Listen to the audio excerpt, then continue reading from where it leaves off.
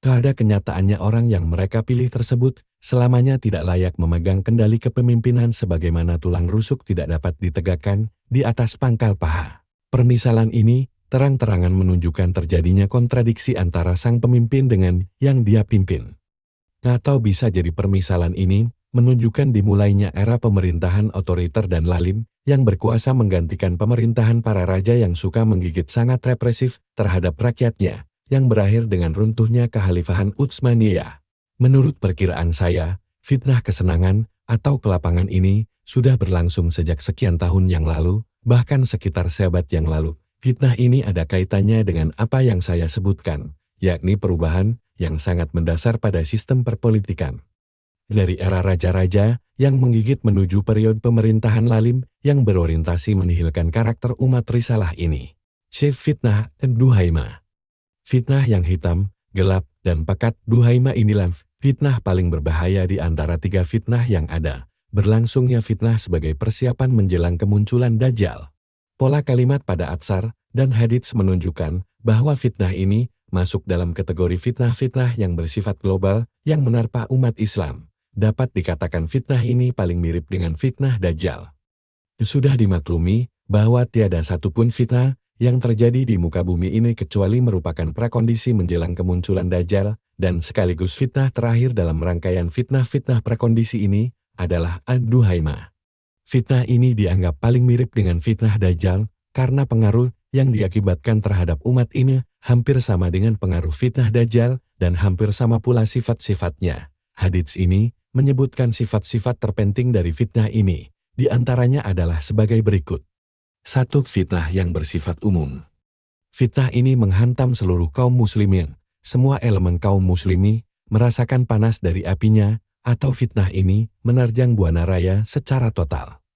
Sifat terpaannya yang menyeluruh dari fitnah ini disabdakan oleh Nabi Shallallahu Alaihi Wasallam, tidak menyisakan seorang pun dari umat ini kecuali fitnah ini menamparnya dengan sebenar-benar tamparan.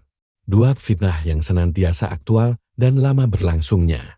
Fitnah ini menerpa umat Islam dalam rentang waktu yang lama sehingga tak dapat dibayangkan kapan berakhirnya. Bahkan setiap kali kedahsyatannya reda dan sebagian manusia sudah membayangkan fitnah ini akan segera berakhir. Akan tetapi justru datang fitnah yang lebih segar dan hangat. Fitnah baru datang dengan roman yang lebih kompleks dan dahsyat daripada sebelumnya. Sifat ini disabdakan oleh Nabi Shallallahu Alaihi Wasallam ketika dikatakan, fitnah ini sudah selesai maka fitnah ini terus saja terjadi berkepanjangan. 3. Fitnah yang akurat, berpusat pada syahwat dan syubhat. Fitnah ini hitam dan gelap, dikelilingi setan manusia dan setan jin. Mereka bersarang dengan menggunakan semua tali temali dan jerat-jerat setane pada setiap tangga eksploitasi syahwat dan penebaran syubhat. Inilah fitnah yang multidimensi pengaruhnya terhadap hati. Bahkan sangat mempengaruhi cara pandangan dan reaksi sebagian besar manusia terhadap fakta-fakta di balik peristiwa. Pengaruhnya yang demikian dahsyat menjadi bukti yang menguatkan bahwa media informasi memiliki peranan yang signifikan ketika fitnah ini benar-benar sudah terjadi. Inilah sebagaimana yang disabdakan Nabi Shallallahu Alaihi Wasallam. Sesungguhnya sebagian penjelasan itu adalah sihir. Karenanya tidak mengherankan jika tulisan dan verbal digunakan sebagai sarana penyebaran fitnah ini melalui media informasi dalam tataran yang masif. Tujuannya untuk menyihir hati dan mata manusia, sehingga mereka melihat kebenaran sebagai kebatilan dan memandang kebatilan sebagai kebenaran. Inilah yang disabdakan oleh Nabi Shallallahu Alaihi Wasallam di saat fitnah itu terjadi. Seseorang memasuki waktu pagi sebagai orang yang beriman, tetapi memasuki waktu sore sebagai orang kafir. 4. Fitnah pengetaman, penyaringan, dan pemisahan. Pelajaran yang dipetik dari redaksi hadits ini adalah fitnah ini tidak akan berakhir kecuali setelah mayoritas manusia yang lemah imannya diketam atau dipanen. Demikian juga dengan mereka yang ada keraguan di hatinya, sehingga tidak tersisa orang yang berhasil keluar darinya atau selamat dari pengaruh fitnah ini kecuali hanya sedikit dari kelompok yang memiliki keimanan. Fitnah yang menghantam bagi golongan kecil ini justru menambahkan keselamatan dan keikhlasan mereka kepada Allah. Mereka tetap teguh di medan tempur, karena mereka memang kelompok yang selalu berada di atas kebenaran. Demikianlah mereka menjadi istimewa dengan keyakinan, orientasi, sifat, dan perilakunya di antara orang-orang yang ada di sekitarnya. Makna ini disabdakan oleh Nabi Shallallahu Alaihi Wasallam. Sampai manusia menjadi dua kelompok. Kelompok iman yang tidak ada kemunafikan padanya, dan kelompok munafik yang tiada iman padanya. Hadits ini mengisyaratkan bahwa sebelum fitnah Duhaimah berlangsung, tidak dapat dibedakan dan dipisahkan antara orang-orang beriman dengan orang-orang munafik. Karena keadaan manusia-manusia berubah-ubah di antara dua keadaan ini, keimanan dan kemunafikan. Adapun sesudah fitnah Duhaimah berlangsung terjadilah pemisahan dan pemurnian secara sempurna sehingga manusia menjadi dua kelompok. Pertama adalah kelompok imam sejati dan murni, yang tidak didapati seorang munafik pun di dalamnya. Kedua adalah kelompok munafik murni yang tidak ada iman di dalamnya. Pemisahan seperti ini tidak mungkin terbayangkan kecuali apabila kedahsyatan fitnah yang terjadi mencapai tingkatan tertingginya. Inilah yang menjadikan sebagian besar dari manusia lebih memilih jalan kemunafikan murni. Karena jalan yang mereka tempuh dikira akan dapat menjamin pemenuhan kebutuhan duniawi mereka yang selama ini mereka cari, yaitu sebelum terjadinya fitnah. 5 fitnah yang paling dekat dengan fitnah Dajjal, baik dalam sifat-sifatnya maupun waktunya. Fakta ini ditunjukkan oleh sabda Nabi Shallallahu Alaihi Wasallam, apabila seperti itu keadaan kalian maka kalian tunggulah Dajjal pada harinya itu atau esok harinya. Sudah dijelas dari paparan sebelumnya bahwa Nabi Shallallahu Alaihi Wasallam mengaitkan antara zaman terjadinya fitnah ini dengan keluarnya Dajjal. Kabar beliau ini dipandang dari sisi kronologisnya. Adapun dari sisi sifat dan karakternya, maka logika berpikir manusia pasti menyetujui keterkaitannya sebagaimana pola kalimat pada hadits tersebut. Sudah pasti terbayangkan bahwa fitnah yang paling dekat kejadiannya dengan fitnah Dajjal adalah fitnah yang paling mirip sifat-sifatnya dengan fitnah Dajjal. Barangkali sifat terpenting dari fitnah Dajjal adalah dia memiliki kemampuan yang luar biasa, pengaruh yang menggentarkan, dan dominasi atas seluruh belahan dunia. Lebih dari itu, dia mendakwakan dirinya mempunyai sifat ketuhanan, dan parahnya pengakuannya ini ditopang fakta bahwa dia memiliki kemampuan yang tidak tertandingi oleh siapapun pada zaman itu. Dajjal menancapkan kekuatannya dengan kukuh ke seluruh jagat untuk memburu hamba-hamba Allah dan mengenyahkan mereka. Belum cukup itu saja, lantas dia menebarkan syubhat di sekitar mereka serta menghimpit siapa saja yang berusaha membantu mereka. Karenanya negara-negara yang tidak mau mengikuti apapun perkataan dan perintah Dajjal akan diboikot secara ekonomi, diubah menjadi wilayah yang gersang, banyak tertimpa bencana dan tandus. Sedangkan negara-negara yang mau beriman kepada Dajjal dan mau menjadi kaki tangannya, maka akan dilimpahi dengan berbagai macam pemberiannya, karena Dajjal tidak memiliki slogan kecuali satu saja yakni, bersamaku atau menjadi musuhku. 5. Ijtihad penyusun kitab ini dalam menjelaskan zaman terjadinya fitnah Duhaimah. Menurut persangkaan saya, fitnah ini sudah mulai menghantam umat Islam sejak sekian tahun yang lalu. Permulaannya berkaitan erat dengan dimulainya gerakan untuk membebaskan Masjid Al-Aqsa Intifadah Al-Aqsa. Mungkin sebagian orang mempertanyakan, apa keterkaitan antara Intifadah Al-Aqsa dengan fitnah Duhaimah? Saya jawab bahwa pemahaman saya ini didapatkan dari beberapa karinah dalil terkait, yakni sebagai berikut. Ada karakter Intifadah Al-Aqsa dan kaitannya dengan simbol paling penting untuk seluruh kaum muslimin. Sudah dimaklumi bahwa intifadah secara khusus berkaitan dengan simbol paling penting bagi kaum muslimin sejagat, yakni Masjid Al-Aqsa itu sendiri, dan berbagai konspirasi Zionis yang direncanakan untuk merobohkannya. Ini dari satu sisi, dari sisi lainnya, tidak dapat dipungkiri bahwa gerakan intifadah ini dikobarkan oleh penduduk Syam. Sedangkan Syam adalah tempat tinggal dan tanah air yang sebenarnya bagi kaum muslimin. Syam adalah jantung umat Islam sedunia.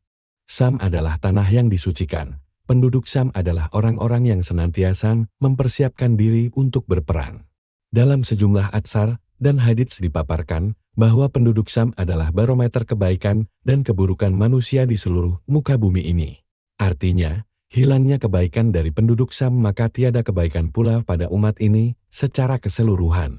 Ini yang khusus berkaitan dengan tempat terjadinya intifadah dan sebab-sebab yang mengobarkannya. Adapun yang berkaitan dengan karakternya, maka dapat diamati bahwa intifadah memiliki pengaruh yang sangat besar terhadap dunia ini seluruhnya.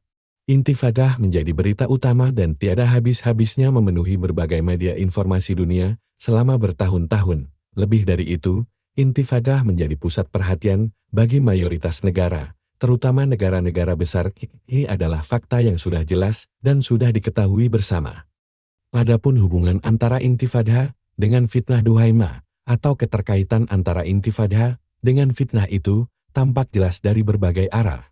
Pertama, Intifadah berkaitan dengan simbol penting milik kaum muslimin. Di sana ada kelengahan dan kelalaian yang jelas dari usaha-usaha untuk menolong penduduknya, baik pada level individu maupun pada level pemerintahan. Semboyan mayoritas mereka adalah, "Pergilah kamu dan Rabbimu lalu berperanglah kalian berdua, kami di sini menyaksikan saja dari layar televisi." Inilah arah fitnah atau tamparannya. Kedua, berkaitan dengan karakter Intifadah secara khusus.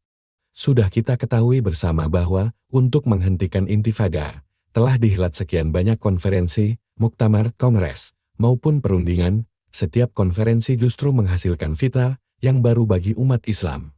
Menenggelamkan mereka pada fitnah, berkelanjutan yang lebih luas cakupannya, serta multidimensi, mengosongkan ruhani mereka, dan semua konferensi itu diakhiri dengan harapan bahwa Intifadah ini pasti akan berhenti. Akan tetapi seluruh dunia terbelalak kaget, manakala yang terjadi sesudahnya justru Intifadah itu berkobar lagi dengan kekuatan yang segar dan dalam bentuk yang lebih luas serta semakin dahsyat. Ketika dikatakan fitnah ini sudah selesai, maka fitnah tersebut justru berkepanjangan. Tiada yang mengetahui fitnah itu dari satu arah kecuali fitnah itu terbelah dari arah yang lain. Intifadah beserta berbagai kejadian yang mengiringinya menjadi simbol kekalahan total seluruh umat ini. Intifadah telah menjatuhkan banyak korban dari para martir umat ini di dalam aksi heroik dengan senjata seadanya untuk melawan kekuatan paling jahat dan paling sadis di zaman ini. Ini adalah salah satu bentuk fitnah. Selanjutnya, gerakan ini diwarnai pula dengan perselisihan tajam di antara kaum muslimin dalam mendefinisikan pemahaman mereka tentang periode dakwah. Ini juga fitnah. Kemudian terbukalah pintu pertikaian yang berkepanjangan dan terus meluas arahnya ke seluruh penjuru muka bumi. Dari Palestina menuju Nawian, berpindah ke Afghanistan, selanjutnya menuju Irak, sampai akhirnya ditabuhlah genderang perang global terhadap terorisme global war on terror GWAT. Lihatlah apa yang terjadi. Telah dimaklumi bahwa berbagai peristiwa di seluruh dunia berkaitan dengan Intifadah Al-Aqsa dengan tidak menafikan permasalahan lokal, tetap bertalian dengannya baik itu keterkaitan hakiki maupun yang dibuat-buat. Sesudah itu dilancarkan aksi tandingan oleh Zionis dengan menggunakan semua sarana media informasi yang mereka kuasai secara maksimal, yang bertujuan untuk mengubah persoalan pokok konflik Palestina, mempermainkan bangsa-bangsa, membuka pintu-pintu perselisihan pemikiran kaum muslimin, menggiring ilmuwan dan intelektual dengan penggiringan yang sesungguhnya.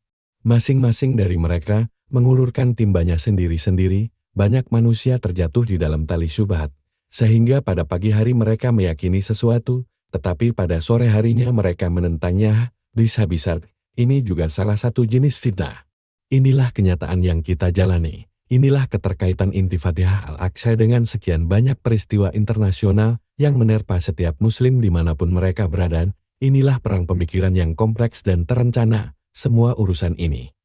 Andai kata kita perbandingkan dengan fitnah Duhaimah, niscaya kita dapati bahwa sekarang ini diri kita telah benar-benar menghadapi tarik-menarik dan benturan kepentingan dengan nama yang beraneka.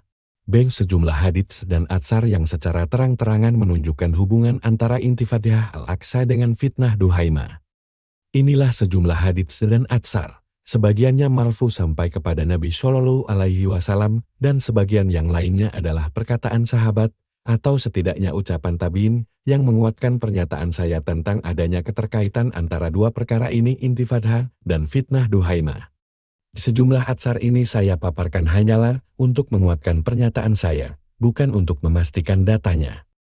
Dari hadits-hadits Nabi Shallallahu Alaihi Wasallam, dari Abu Hurairah radhiyallahu anhu, Rasulullah Shallallahu Alaihi Wasallam bersabda, akan datang kepada kalian sepeninggalku 4 fitnah. Yang pertama dihalalkan darah, yang kedua dihalalkan darah dan harta, yang ketiga dihalalkan darah, harta dan kemaluan. Yang keempat adalah fitnah yang menulikan, membutakan, dan menutupi, menerjang sebagaimana lewatnya gelombang di lautan. sehingga tiada seorang pun manusia yang memperoleh tempat berlindung. Fitnah itu mengelilingi Syam, menyelubungi Irak, memukul dengan keras Jazirah Arab dengan tangan dan kakinya. Umat digaruk dengan bencana sebagaimana garukan kulit yang disamak.